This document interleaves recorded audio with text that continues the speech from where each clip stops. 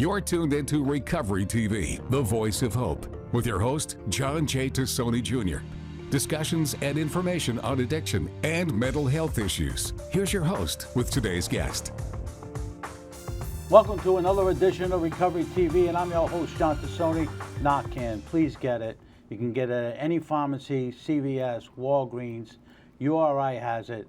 It's good to carry in your car, put it in your purse, but please take it out of your car at night because the weather does affect it, but it saves lives. My guest today is Tom Butero, right? Butero. And Close Tom enough. wrote a book, I Don't Want to Die, and it's available anywhere. You can grab it. And I invited Tom on the show because I think the issue of suicide is a rising concern to all Americans, especially here in Rhode Island. And I want to thank you for what you do. I know you've had a number of years doing a lot of work in this particular area.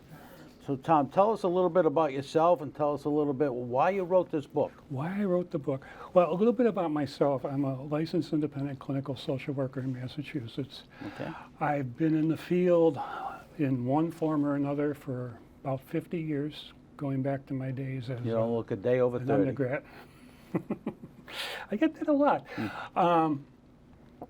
The issue of suicide and suicide prevention has always been a part of my work. I started after college. My first position was with a crisis team at a mental health clinic, and we dealt with this issue all the time at varying levels. Why I wrote the book?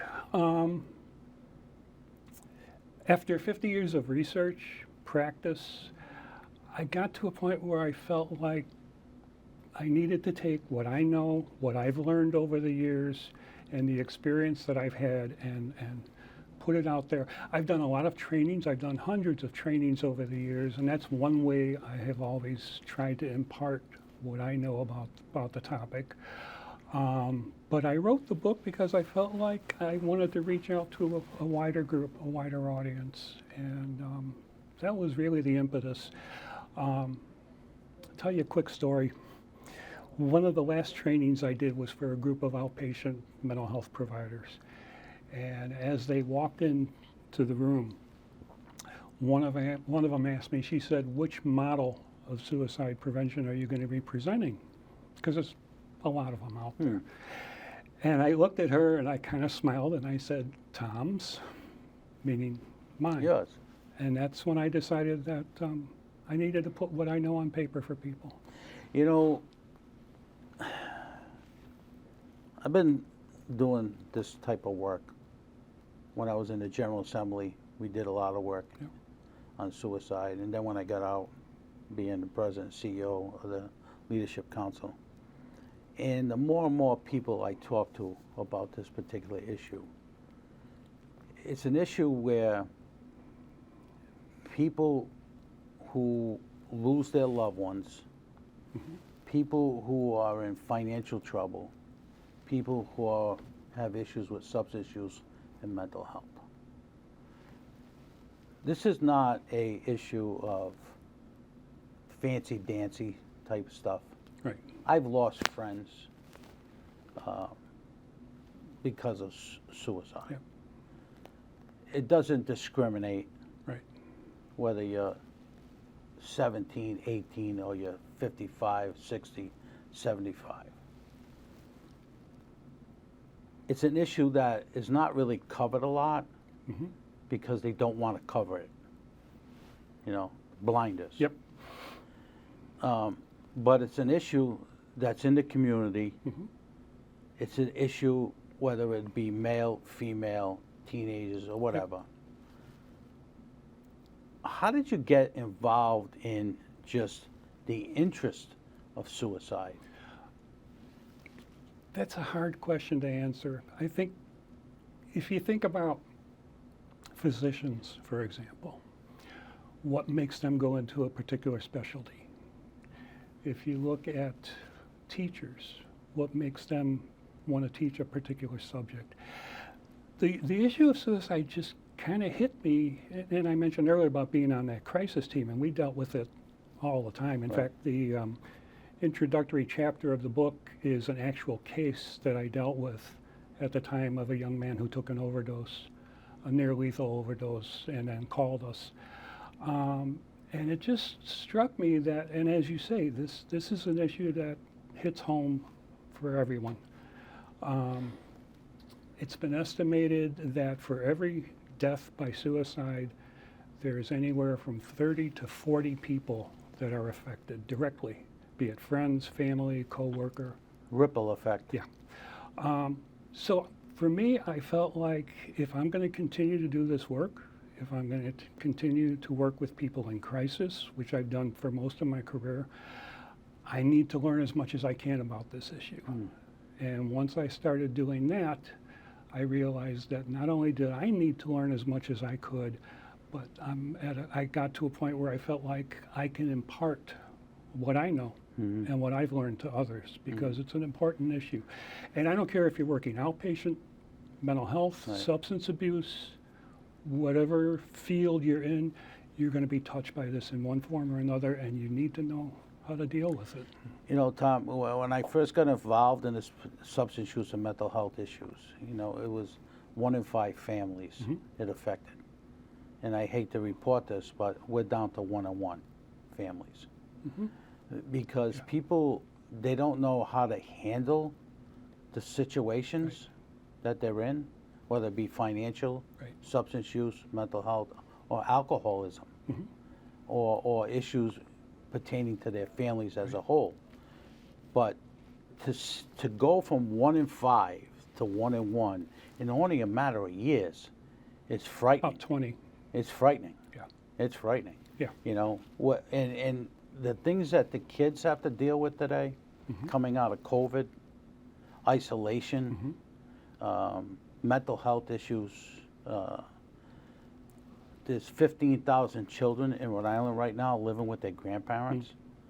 And that's a staggering number, and that's a number I got a year ago. Now, God knows what it is Probably today. more, But the issue of their parents are being incarcerated, their parents dying of an overdose, their parents are divorced, parents that are just leaving them with their grandparents for whatever reason. And those particular issues is a driving force behind all of this. And I don't know, and you may have to tell me this, but I don't know if there's a shortage in people that do your type of work. Because we have a shortage of people in the substance use and mental health arena because we don't pay. Right. It's hard to know. I don't want to say where to lay blame, but it's hard to know where I'm the not issues laying are. blame, But you're right. There's a vast shortage of people in the helping professions in general, whether it's, as you say, mental health, substance abuse, whatever. Part of it is pay scales. You know, there's no mistaking it. Part of it is reimbursement rates that the organizations that they work for receive from various sources. So that's why I say there's a lot of different components that fall into this. And that's one piece, you know. The shortage of resources is one piece, but the ever-growing problem just exacerbates the whole thing. The shortage of people, that piece is a big piece. And I want to talk more about that when we come back, because we got to go to break. You're watching Recovery TV, and I'm your host, John Tassoni. We'll be right back after these messages. And now back to Recovery TV with your host, John J. Tassoni Jr. Recovery TV is made possible by our supporting sponsors and our title sponsor, Kodak. Now, here's John and today's guest. Welcome back to Recovery TV, and I'm your host, John Tassoni. We're talking about suicide today with Tom. And Tom, thank you for joining us today. I greatly appreciate that. I want to talk a little bit about the social media aspect of these kids today, and also adults too, and along with AI. There's been a lot of stuff that's been posted on there about these challenges that these kids do, and the social media issues, and then all of a sudden you hear on the news that little Johnny committed suicide because of some act that they put on social media. Let's talk about that. thing about social media, you can make up a name, so you don't even have to use your real name. Right. And nobody's going to know who you are, so it's anonymous. And you can say all sorts of things, good and bad, Right. about people. And cyberbullying is something that has come about as a result of social media. And you take a young person who is already vulnerable, and most of them are. Right. Adolescence is, All over the place. I always refer to it as being the developmental stage, the bipolar developmental stage. Yeah. But kids are very vulnerable during that time of their life. So you get somebody or even a group of people on social media who are saying negative things about you, who are posting inaccurate things about you, rumors, all these different things. You start to take that to heart. You start to think, maybe there really is something wrong with me. Maybe Right. there really is something going on.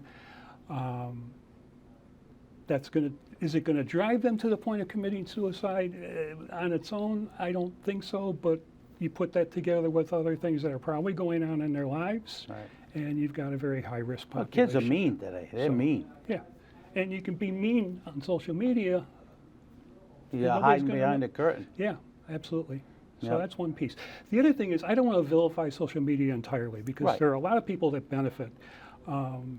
I think I even mentioned in the book, there are people who are housebound, and that's their only way of Communicate. being in contact with the outside world. So there's positives to it as well, but you've got to pay attention to those negatives. You mentioned AI. There are 2 cases that I'm aware of that have occurred within the past, I would say, 3 to 6 months. One is a case of a young woman who was depressed and feeling desperate, and she was using an AI chat bot, I guess is what you would call it,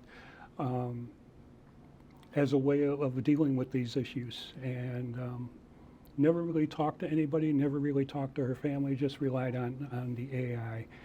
And there's a lawsuit right now, as I understand it, on the part of her parents against the company that was managing that AI because they, in their mind, did not handle it well. She committed suicide. There's another case of a young adolescent boy who was using AI. And from what I understand of the news stories, at one point, and again, he was depressed, he was desperate, he was suicidal, he asked the AI bot, should I be talking to my mother about this? And the AI literally said, no, why don't we just keep it between us for right now? Like, Right. I've learned since there are a number of people now coming forward who are saying that AI was actually directing them in a way that they did not consider to be very helpful. Again, do you want to condemn the whole thing? No, but we need to pay attention to it. It's out there. As a devil's advocate, Yeah. Tom, how do parents handle that? How do parents say, you don't go to AI, stay away from AI? Yeah. When's the last time an adolescent did something the parents told them to do or not do? I get it. I get it. And one of my things when I talk about adolescence and suicide in relation to any Right. approach or issue is, where are the parents? Are they paying attention? Are they looking into their social media? Are they aware that their child is using AI in the way that they might be using it? I've talked to a lot of parents over the years who say, well, he's 15 years old, he goes up, he closes the door to his room, he's just in there, he's probably fine. You got to pay attention. You got to know what's going on with your child, and you got to be aware. The flip side of that is, I don't know any parent who walks around wondering whether their child is suicidal. It's just not a Right. normal way of Right. being. Right. So, a little bit of awareness, not necessarily wondering, oh my God, is my child going to kill themselves, but the awareness of what are they up to? Right. What are they doing? Right. When I was growing up, and I'm sure with you, who are you hanging out with? Right. You know, And keep the door open in Yeah. your room. Never Yeah. mind closing it. absolutely. Are you smoking?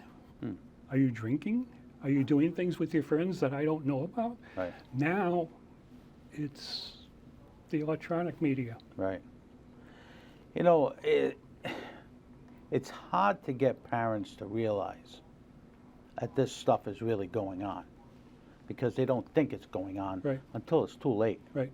You know, I had a friend whose son, you know, committed suicide, and no indication that this was something that they thought he could do. Right. And then it happened. Yep. Family was devastated. Yep. You know, the ripple effect went out. Mm-hmm. People that finally, the light bulb went on and Right. said, oh my God. But there is a lot of people who commit suicide that there's no telling that they're going to take their own life until it's too late. There is if you know what to look for. Correct. That's And- what I wanted and you to the tell. average person does not know Right. what to look for, So- much less think in those terms, Right. as I said earlier. The thing about adolescence, and that was my other specialty, I loved working with, I don't know why, I loved working with the teenagers. Yeah. They're impulsive by nature. And I know of kids who maybe they had an argument or something with their parents. I know of one in particular. Mother grounded him, went up to his room, took a coat hanger, put it around his neck. Did he have any prior behaviors? No. Was there any clue that we could pinpoint? Probably, but again, if you don't know what to look for, you're not going to see it. So the impulsiveness makes it even more difficult with adolescents. So we're going to take a break, So- and when we come back, I would like you to tell my viewers what to look for, what to think about. Yep. You're watching Recovery TV, and I'm your host, Sean Tassoni. We'll be right back after these messages. And now back to Recovery TV with your host, John J. Tassoni Jr. Recovery TV is made possible by our supporting sponsors and our title sponsor, Kodak. Now, here's John and today's guest. Welcome back to Recovery TV, and I'm your host, John Tassoni. Been talking about suicide. My man, Tom, is going to have you listen about signs that you need to be aware of with adolescents. Tom? Okay. Well, for adolescents in particular, you have to look at changes in behavior. You have to look at behaviorists draw what they call a baseline. And a baseline means this is normal behavior. And if you start to see things go one way or the other far off that baseline, Right. that's a red flag for any number of things, not the least of which is, Right. is suicide risk. Changes in eating habits is a big one. And that can go either way. Some people starve themselves, other people gorge to try and eat away their depression. I have a friend that when he started feeling depressed, he'd sit with a package of Oreos and a carton of milk and just, yeah. Other people Right. have no issue. Sleep disturbance, again, one way or the other. Having trouble sleeping, tossing and turning all night, or sleeping for 12, 14 hours and then still being tired afterwards. So you look at those kinds of things. For adolescents, you look at changes in interest. Maybe the young person was an athlete or belonged to a club at school or something. They're no longer doing that. They're not interested anymore. Academic performance drops. But also verbal clues. You know, I've had kids say to me, you know, I'm not going to be around much longer. You're not going to have to worry about me anymore. And adults as well will Right. say those kinds of things as well. The problem with adolescents is they don't always understand the consequences of any behavior, much less The suicide. choices you make today will affect you for the rest of your life. Yep. Tom, I want to thank you for coming on. I want to have my viewers take a look at the book, I Don't Want to Die. Get it, pick it up. It's everywhere. I want to thank you for coming on today. Thank you. And my guest next week is Attorney General Peter Nerona. And coming up next is Kodak Live, a fully integrated healthcare system. If you see something, say something. We'll see you next week.